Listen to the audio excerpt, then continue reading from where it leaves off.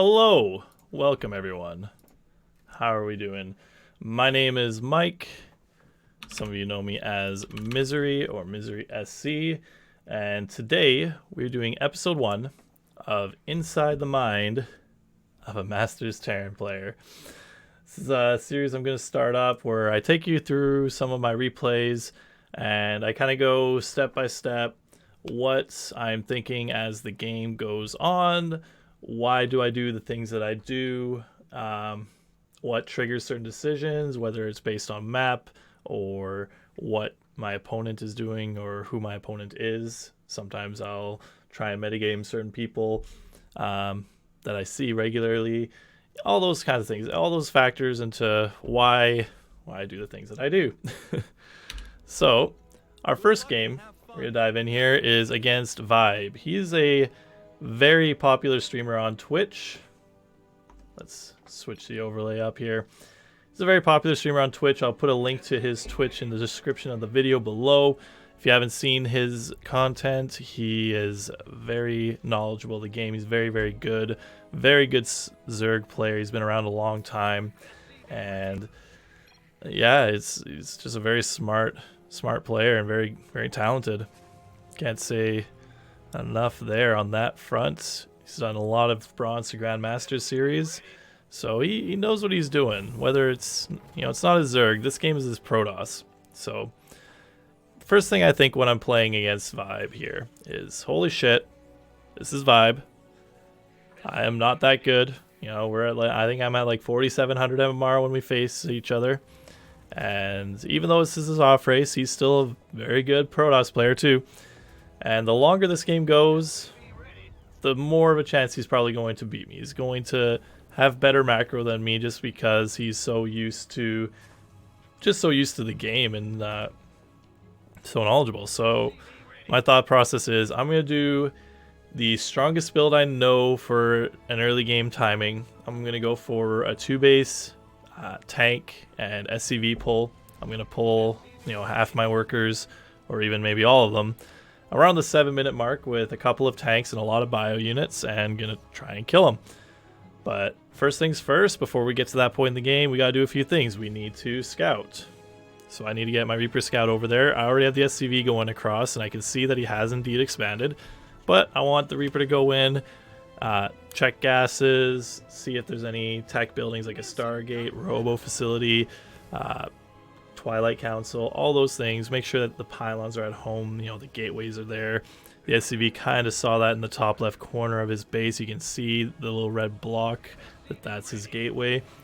So I still want to make sure, I want to see if I'm going to be getting all in or if I can identify kind of what his strategy is going to be in the early game. If it's going to be aggressive, if he's going to go for an early third base, that's the idea there. So I want to get a Marine out at home to defend if his scouting probe comes back. Meanwhile, got the Reaper doing a little bit of probe harassment. And because I don't see the tech or anything quite yet, there's a bunker being made at my natural. He's trying to keep me away from seeing his tech. I want to be able to kind of distract as much as I can. This says that Reaper's actually doing a lot of damage. So it finally dies off. I don't see the tech, so I have to play kind of scared. So my next thought is, okay, I didn't see a Stargate, I didn't see a robotics facility, and I didn't see a Twilight. So his tech could be anything. So first thing I'm going to do is I'm going to make sure I don't die to an Oracle. That's the easiest way I could lose right now. So as soon as the factory's done, Widow Mine gets started, and I want to put that Widow Mine into my main mineral line because that's close by our position. It's the easiest spot for an Oracle to kill me. Next, we'll have Marines rallying to the natural. That'll keep me safe until the second Widow Mine comes out. By that time, I should know if he's going Phoenix or Oracle. I go for a scan. I still don't see the tech, so it's a little scary. Don't know what he's doing. There's still a lot of things he could be doing. He could have hidden a Dark Shrine. So I'm kind of flying by the seat of my pants. I'm a little worried at this point. Like, I don't know how Vibe likes to play Terran play Protoss versus Terran. I don't know if he's taken a third base yet. These are all things that I could have kind of figured out if I kept my Reaper alive longer. If my Reaper, after killing a couple of probes, if I decided to go check the third base out, then maybe I'd have a better idea or even search his main a little bit better of what he's doing. But instead, you know, I got to kind of play this business as usual, get my mines ready to go for the drop, because again, we're close by air. It's going to make the mine drop come a little bit quicker. We see that there's a hallucinated Phoenix. So that's my kind of giveaway that, alright, he's not going Stargate tech. If he was, he would have just sent an Oracle or the Phoenix across. He wouldn't send a hallucinated one. That wouldn't make any sense, really, for him to waste gas and energy for a sentry like that. So we load up the medevac. The mines are going to go across. And a couple of things that this drop needs to accomplish. One, I want to see... Well, first off, I want to try and get some economic damage done. Even if that's just getting him to pull his probes. That's something. Doesn't have to get a lot of probe kills, but as long as he at least pulls them, that'll do something. Two, I really need to see his tech now, because I haven't seen anything yet. So there we go. We see the Robo. We see the quick Colossus Bay. And now we're going for that economic damage. It actually does quite well. We get, I think, let's see here. We're up to 11 probes killed.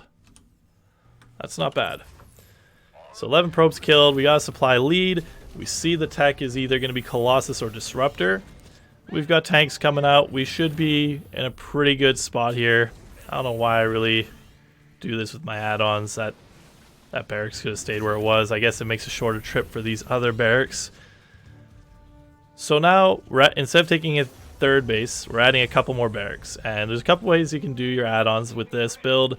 For me, I like to go with lots of Marines, and then relying on the tanks and the potentially Vikings if needed, or Liberators, to kind of do the big damage to big units. So if he's got Colossus, I'm not going to be relying on Marauders. I'm going to be more relying on the tanks and possibly Vikings or Liberators. So we're going to be pumping out a lot of bio very shortly. Get it ready for that 7-minute push. That I hope I move out at 7 minutes. Might not, because, you know, I'm not perfect at this game, but I want to move out around 7 minutes, maybe a little bit before if possible. And that will be around the time when Stim will finish. So everything's looking good up to this point. We actually even got in for the second mine drop, and we haven't seen a Colossus or a Disruptor being dropped on us, so things are looking pretty good. I'm getting ready to go. Stim's almost ready. Should be pulling the units or the workers from the natural, because we're oversaturated here and we can afford to do that. And we've got a couple of tanks and we're ready to go, I think. Any minute. Yeah, there it is. But then we see, alright, he's got Stalkers and a Colossus here. So here's my next thought. Oh shit. We did so much damage. He's counter-all-inning us. But we've already pulled the SCV, so this is a little awkward. He's killing a lot of... He's getting a lot of kills with those Colossus right now. We lost quite a bit there. So my next thought is, alright, send the guys back to work. If I get a few Vikings out, we should be able to just crush him here. He's not really committing... I don't think he can be committing to a third base and these quick Colossus. So I'm going to drop his main base to try and force units back home, so he's not sitting outside my ramp.